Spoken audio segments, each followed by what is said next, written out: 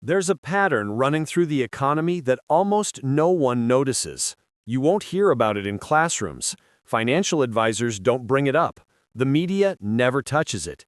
Yet this same pattern has flagged every major economic crash in the last 200 years with a level of accuracy that's hard to ignore. It showed the warning signs before the collapse of 1873. It signaled 1929. It lined up with 2008. And now the numbers are pointing straight at 2026. Not 2027, not sometime later. The target is 2026. The math lines up too cleanly, and the history behind it leaves little room for doubt. Once you understand what's really happening underneath the surface, the next downturn becomes visible long before the rest of the crowd realizes anything is wrong. This has nothing to do with secret plots or dramatic stories. It's about cycles, plain and simple. Economic cycles that come and go with the same kind of steady rhythm you see in the seasons. Just as winter follows autumn and spring breaks through winter, economic growth and economic collapse switch places in a repeating loop. And the cycle we're talking about was identified by a Russian economist named Nikolai Kondratyev in the 1920s. He dug through economic data reaching back to the 1700s and found a long wave pattern repeating every 40 to 60 years. 4 phases: spring, summer, autumn, winter. Growth, prosperity, stagnation, collapse. And right now, we're deep in the winter phase, the part of the cycle that has always ended with a financial crisis. No exceptions. Kondratyev didn't toss out guesses. He built his case using decades of information: prices, interest rates, production numbers, commodity data. He showed that these long waves weren't random swings. They followed a structure shaped by new technology, rising and falling debt, and the breakdown of old economic systems so new ones could be built. His findings were so accurate and so inconvenient for the Soviet idea of endless communist success that Stalin had him arrested in 1930.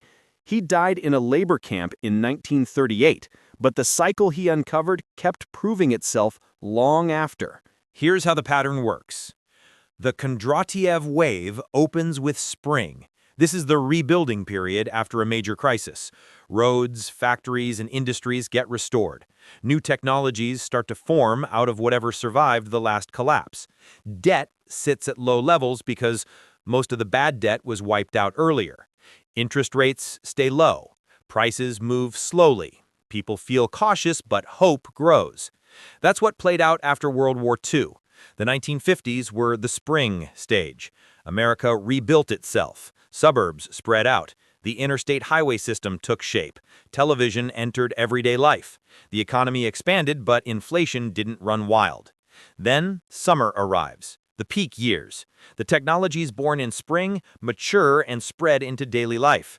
Jobs are easy to find. Paychecks get bigger. Inflation begins to climb because demand grows faster than supply. Most people believe wealth will keep increasing. The stock market keeps rising. This was the 1960s. The space race pushed innovation. American manufacturing hit its strongest years. Employment was high, wages were up, and many felt the good times would last forever.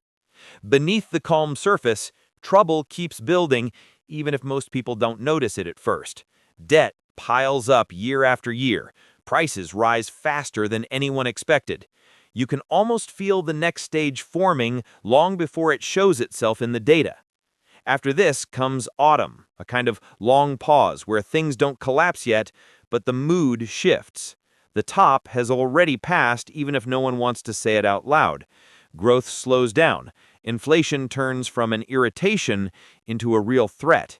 Central banks push interest rates higher to control rising prices, and that pressure drags the economy down even more. Markets drift away from real value as people chase quick gains instead of building anything solid. Borrowing keeps expanding because everyone assumes the good times will bounce back any minute. That was the climate of the 1970s and early 1980s. Stagflation took over. High inflation mixed with weak growth. Oil shocks hit. Job losses spread. The whole system felt heavy and stuck, moving in circles instead of forward. It was the classic autumn period sliding toward winter. Winter is the harsh part of the cycle. Debt becomes impossible to manage. Bubbles finally burst. Banks collapse. Joblessness jumps fast. Deflation shows up, or the economy sinks into a deep recession. This is the reset moment, when all the extra risk and reckless spending from earlier phases gets wiped out. Companies that lived on cheap loans disappear. Investors who borrowed too much lose everything. Only the few who treated the autumn signs seriously make it through and reach the next spring. This is what the early 1930s looked like during the Great Depression. Thousands of banks closed their doors. Unemployment hit 25%. The stock market dropped 89%. And it took 25 years for shares to climb back to where they were in 1929. That's what a Kondratiev winter feels like in full force. But the cycle doesn't freeze at winter. It turns again. Spring shows up, like the 1950s and 60s. Then summer returns, followed by the 70s heat, then the cooler autumn stretch of the 80s and 90s. And winter came back around in 2008 with the financial crisis. Here's the key issue, though. The 2008 collapse should have been far deeper. It should have been a full Kondratiev winter, the kind that clears everything out and resets the system. Instead, governments and central banks stepped in with massive, never-seen-before actions. Banks got rescued. Interest rates crashed to zero. Trillions of dollars were created out of thin air. The natural winter didn't get to finish its job. It wasn't canceled, only pushed into the future. That delay has lasted about 15 years, held off by loose money and expanding debt. But a cycle can't be held back forever. Imbalances keep growing until they overwhelm every rescue attempt. And that moment is getting close now. 2026 sits right where several big cycles meet, all pointing toward the same outcome. The postponed Kondratiev winter is finally nearing. Look at the timeline. The original Kondratiev wave ran about 50 to 60 years from peak to peak.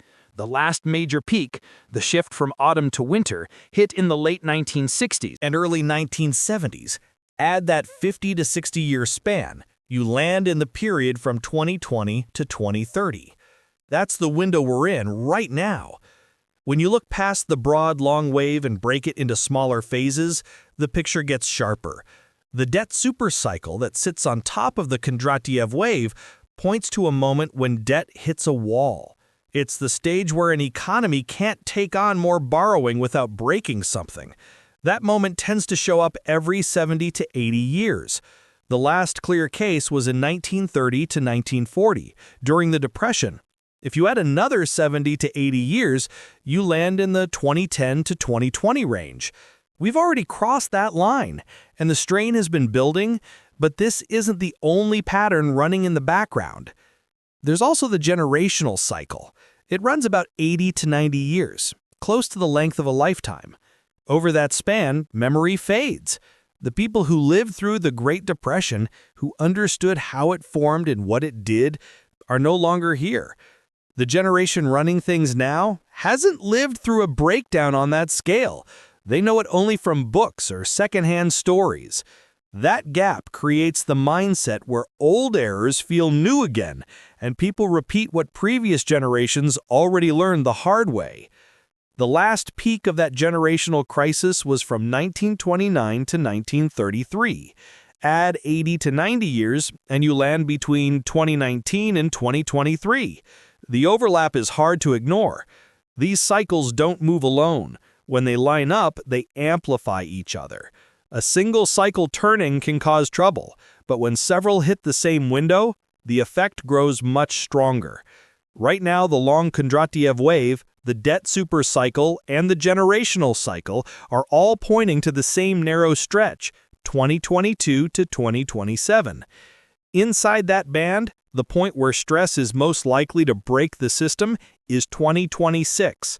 And not early 2026 or late 2026, but the middle months, somewhere around late spring or early summer, when the pressure from all sides peaks at once. There are signals that help narrow the timing even more. One of the clearest is the yield curve inversion. This happens when short-term rates rise above long-term rates, flipping the usual shape of the curve. Since 1950, every recession has followed an inversion. There hasn't been a single miss. The curve inverted in July 2022 and stayed that way for more than 2 years, which is unusually long. It flipped back in September 2024. Historically, recessions tend to start 6 to 18 months after that reversal. If you take September 2024 and add that span, you get a window from March 2025 to March 2026. Another important signal comes from corporate credit spreads. This gap shows how much more risky borrowers pay compared to safer ones. When the gap is tight, investors feel calm. When it blows open, it means money is moving away from risk fast. That widening has always shown up ahead of major downturns. Spreads began to widen in late 2023 and kept pushing wider through 2024. Looking at past cycles, this kind of move usually appears 12 to 24 months before the breaking point. Late 2023, pushed forward by another 12 to 24 months, brings you to late 2025 through late 2026. Another clue sits in the behavior of money velocity, which shows how fast cash moves from one person or business to another. When confidence is high, money turns over fast and fuels more activity. When confidence fades, people hold on to their cash and the pace slows. Every major recession in the past followed this same script. Money velocity reached a high point, stalled, and then began to fall. The most recent high came in early 2022, and it's been sliding ever since. Historically, the economy cracks 24 to 36 months after this kind of peak. Add that window to early 2022, and you end up in early 2024 to early 2025. We're sitting in that stretch right now, meaning a downturn can start any time through early 2025, with the deeper phase likely showing up in 2026. Consumer debt adds more pressure to the timeline. Household debt compared to disposable income rises during good years and usually tops out right before a major drop. You saw this in 2007, ahead of the 2008 crisis, in 1989, before the early 1990s recession, and again in 2000 before the dot-com collapse. Today, the pattern is repeating. Household debt is brushing up against record highs. Credit card debt just set a new all-time record. Auto loans are at records too. Student loan burdens are the largest they've Ever been. Even mortgage debt, when judged against home values, is getting close to levels that tend to cause trouble. When debt payments take up more than 15% of disposable income, history shows that a crisis usually arrives within about 18 months. We crossed that 15% mark in mid-2024. Add the 18-month lag, and you land somewhere between late 2025 and early 2026. Commercial real estate brings an even sharper countdown.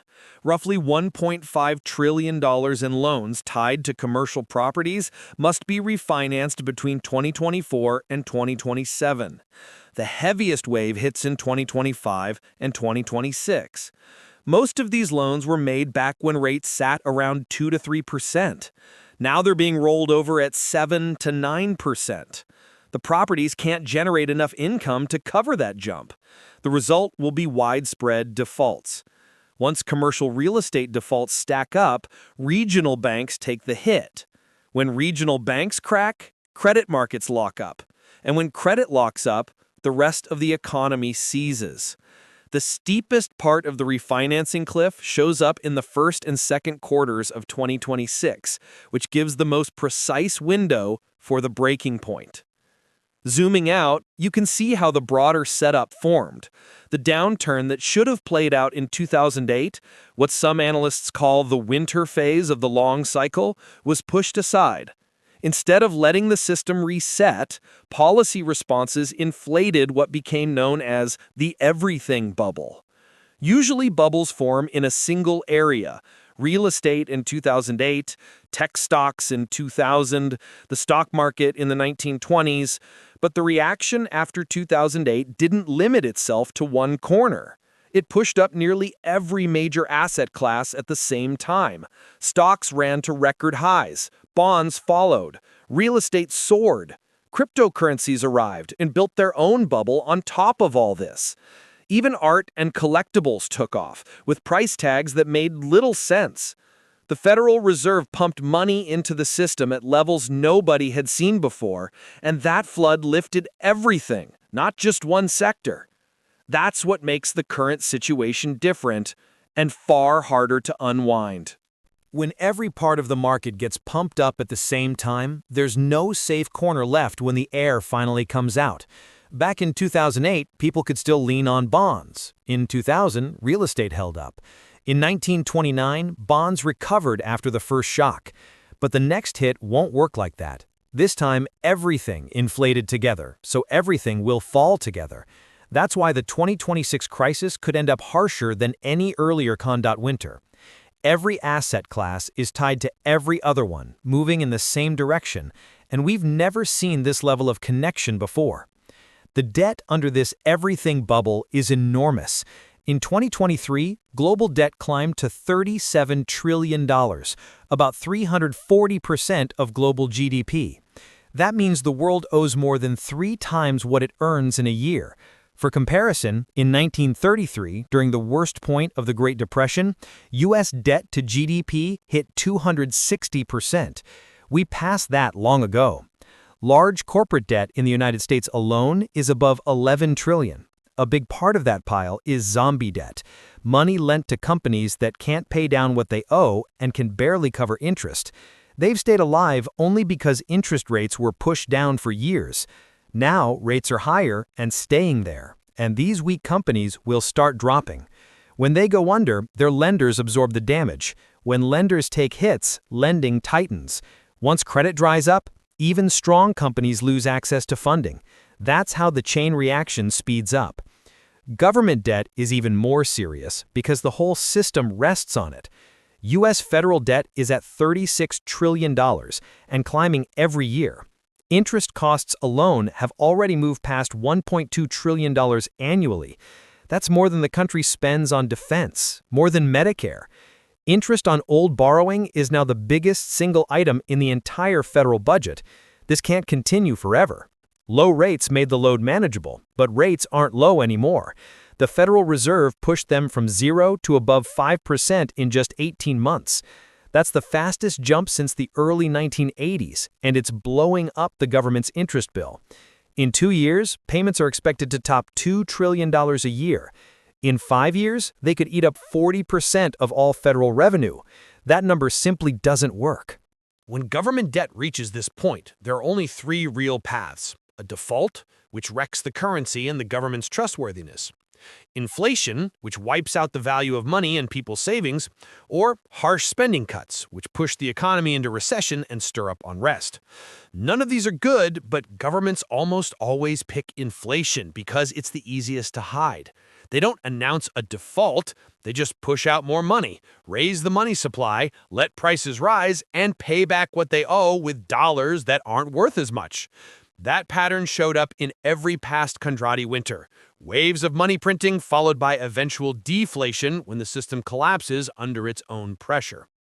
Right now, the Federal Reserve is stuck. If it keeps rates high to keep inflation under control, it triggers deeper economic damage and sparks a surge of defaults across the system. If they decide to cut rates and fire up the printing presses again, they push inflation back into motion and wear down the currency even more. There isn't a clean solution here. They either deal with the pain now or face something far worse down the line.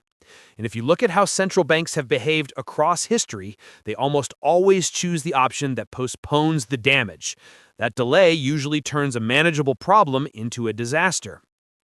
So, the Fed will probably begin cutting rates around late 2024 or maybe early 2025.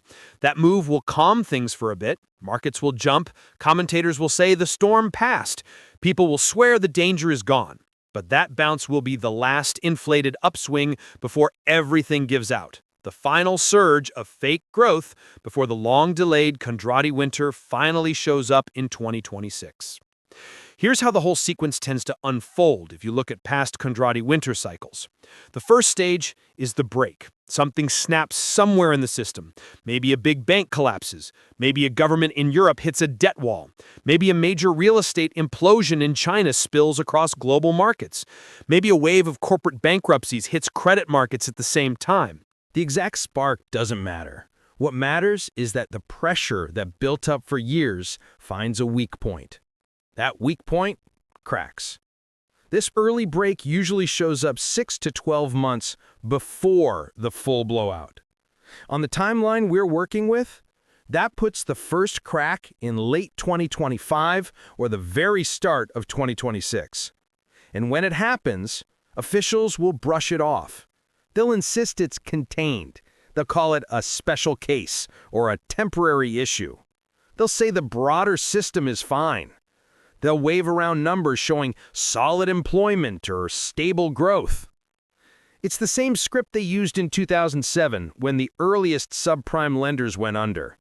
It's the same tone they took in 1929 after the market slid several times before the big collapse. This refusal to acknowledge reality is part of the cycle. They can't admit the system is failing because honesty would trigger panic faster. So they deny it until the situation forces them to stop pretending. Then comes phase 2, contagion. The first break spreads outward. If one bank fails, depositors at other banks get nervous and start pulling money. If one country defaults, investors start questioning others. If one part of the corporate world is collapsing, lenders pull back from everyone. Fear starts to feed on itself. Credit dries up. Nobody wants to lend because nobody knows who's still stable and who's sitting on hidden losses. This is almost exactly what unfolded in September 2008 after Lehman Brothers went down. Credit froze. Companies couldn't even borrow to pay employees. The entire financial system was on the edge of shutting down. This contagion phase usually runs for 2 to 6 months. On our timeline, that lines up with spring and early summer of 2026. After that comes the third stage, intervention. Governments and central banks panic and throw everything they have at the mess. Rates get slashed to 0 or lower. Massive sums get printed. Banks are rescued. New emergency lending facilities appear overnight. Huge fiscal programs are pushed into play. The economy. And for a moment, markets calm down. People convince themselves the worst already passed. But that sense of relief doesn't fix anything underneath. The core problem stays in place, waiting for the next break. The shock doesn't hit all at once. It just pushes the real damage further down the road, stretching out a period that can drag on for months. This stretch usually runs anywhere from 3 to 12 months, depending on how much effort the authorities put into trying to hold things together. In this timeline, that window covers summer through fall of 2026. After that comes the fourth phase, the secondary collapse. This is the moment people finally admit the earlier rescue attempts failed. Markets that jumped after the stimulus start slipping again, and this time the fall is sharper, faster, and hits harder because trust is gone. Unemployment begins climbing at a pace that feels relentless. Bankruptcies spread through the corporate world. Governments watch their tax income dry up and have no choice but to borrow more money just to keep basic services running. Social tension rises as families lose jobs, homes, savings, and any sense of stability. This phase marks the center of the Kondraty of winter. It tends to run 18 to 36 months, leaving a long trail of damage behind it. In this timeline, it stretches from late 2026 through 2028. Then comes the final stretch, the fifth phase, stabilization and reset. By the time this part arrives, the system has taken its full beating. Bad loans are cleared out, companies that were only alive on paper, the so-called zombies, finally collapse. Asset prices hit levels grounded in actual value instead of hype or speculation. What remains is a cleaner, more solid foundation. Surviving individuals and firms still hold capital. Assets become cheap again. New technology starts appearing. Conditions form for the next spring. But none of this shows up quickly. In this timeline, you wouldn't see this phase until 2029 or 2030 at the earliest. Understanding the cycle isn't about guessing every little detail. It's about seeing that we're deep in the later part of a major cycle and acting with that in mind. People who study Kondratiev winters don't try to pinpoint the exact top. They prepare while things still look good. They build cash reserves during the autumn stretch. They stay away from heavy debt. They don't chase risky assets even when everyone around them claims easy profits. They accept weaker short-term returns to stay alive through the downturn and to grab long-term opportunities when prices crash during the winter. History shows what can happen when someone positions early before a Kondratiev winter hits full force. Investors who bought stocks in 1932 or 1933, right at the bottom of the Depression, saw gains that normal markets would never offer. People who picked up real estate at foreclosure prices in 2009 and 2010 built wealth that will outlast them. Moments like the ones in Kondratiev winters don't appear often. Maybe once every 50 to 80 years you get a chance where, with some preparation and real cash on hand while everyone else is struggling, you can buy assets at 20 or 30 cents on the dollar. Over time, those assets recover. 20 cents grows into a full dollar. That's a 500% gain. But preparing for that takes a mindset most people don't like. You have to go against your instincts and ignore constant social pressure. During the autumn phase, where we are right now, it feels like everyone is making money. Neighbors brag about their investment wins, news channels rush to praise every new market high, experts insist things have changed forever, that technology rewrites the old rules. Staying patient, liquid, and cautious feels like sitting on the sidelines while everyone else is celebrating. This is the test.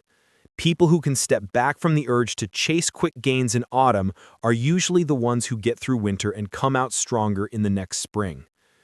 Each person's next move depends on where they stand right now, and the details matter. If most of your money sits in stocks, history shows it's safer to cut your exposure in a big way. Not by dumping everything and sitting in cash, because some companies will make it through and even grow afterward, but by shifting from something like 90% stocks down to around 40% or 50%. The money you free up becomes a cash reserve you can use when prices finally crack. Having that dry powder lets you act when others are stuck or scared. If you hold real estate, especially investment property tied to debt, you need to run the numbers again. Ask yourself if you can cover the loans when rental income drops by 30%. If the answer is no, selling before the downturn may protect the equity you've built. Waiting until the market breaks often means watching value vanish with no way to stop it. If you have consumer debt, credit cards, car loans, personal loans, paying it down fast becomes the main job. Debt turns into a weight in winter. It forces you to unload assets at the worst moments just to keep up with payments. Being debt-free gives you room to breathe. You can pause, you can sit tight through the mess, and you can buy when everyone else is being pushed into selling. Wealthy families know this. They use debt when times are good to boost gains during spring and summer, but when winter gets close, they strip that debt off so they're not trapped. People with larger capital bases need to think about diversification in a broader sense. Not spreading money across stocks and bonds, because in a Kondratiev winter, both are likely to fall together, but moving into things that hold value during crisis. Physical gold and silver, productive farmland, assets that generate energy, businesses that keep running because they provide essentials no matter what the economy is doing. These aren't bets on getting rich fast. They act more like insurance when paper assets lose ground. The mental side may matter even more than the financial side. The Kondratiev winters push people to the limit. Panic spreads when everyone sees losses and the media paints a picture of collapse. Your portfolio is down 50% and still sliding. It's hard to think clearly. In those moments, many people freeze or sell at the bottom. But that is usually the moment when buying makes the biggest difference later. Acting that way takes preparation long before the crisis begins. Study past downturns, read accounts from people who lived through the Great Depression, learn that what feels like an ending is often a reset that clears out excess and opens new chances. You need to absorb this ahead of time because when fear hits, clear thinking becomes rare. Timing also matters. If you start too early, you might sit on the sidelines for years while markets keep rising. If you start too late, you end up selling after the damage is already in motion. The better path is slow, steady positioning, adjusting bit by bit so you're ready when winter finally arrives. Not waiting around for some dramatic crash, but acting like someone who knows we're already deep in the late autumn stage. That means shifting money bit by bit instead of making one big move, selling off 10 to 20% of stock holdings every quarter, stacking cash from each paycheck, cutting down debt fast. By the time the first real break shows, the position is set. You're not squeezing through the exit with everyone else. The cycles we've talked about, the Kondrafa wave, the debt supercycle, the generational rhythm, aren't promises. They're long patterns pulled from about 2 centuries of economic behavior. Could things play out differently? Sure, in theory.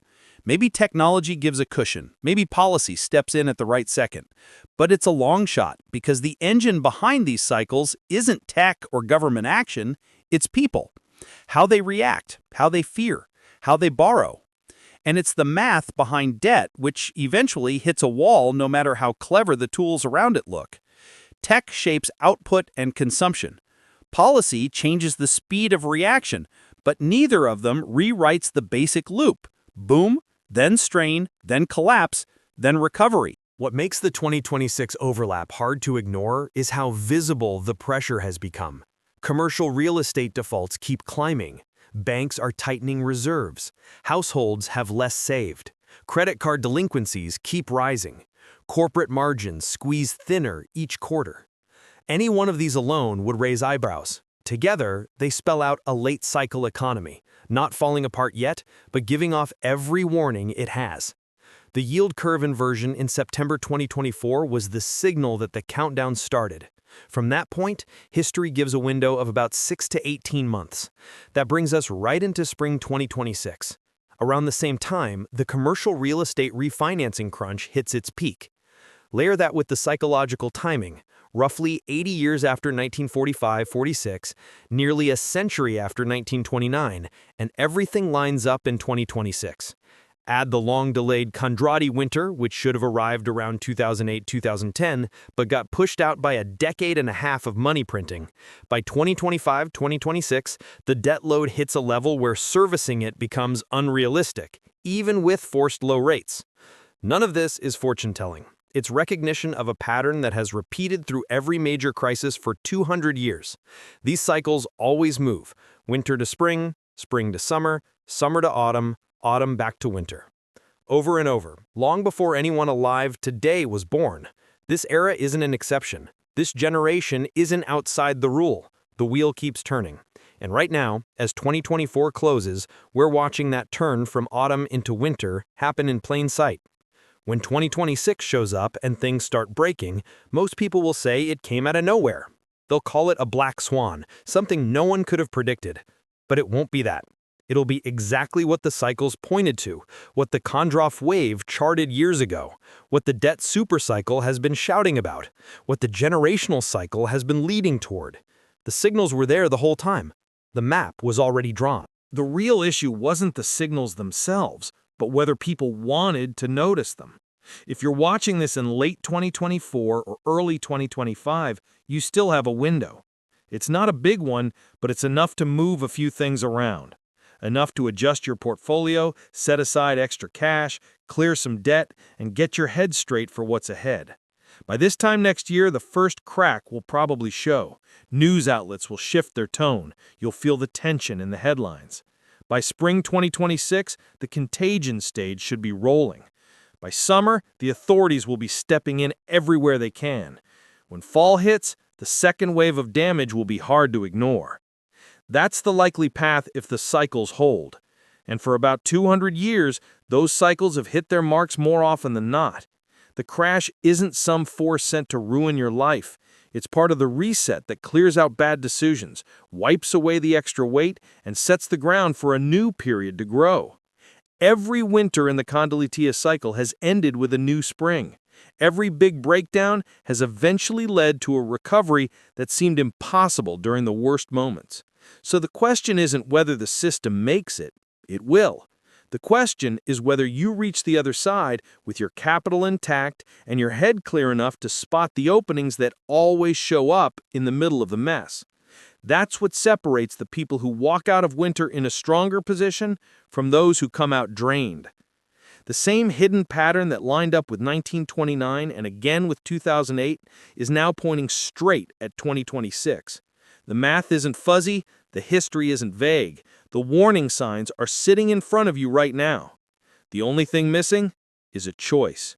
You either prepare while you still have room to act, or you wait and hope that this is the one time the cycle misses. But history shows that betting against the cycle usually costs more than people think. The cycle doesn't care who believes in it. It moves on schedule. Winter is coming again. The real question is whether you'll be ready when it shows up.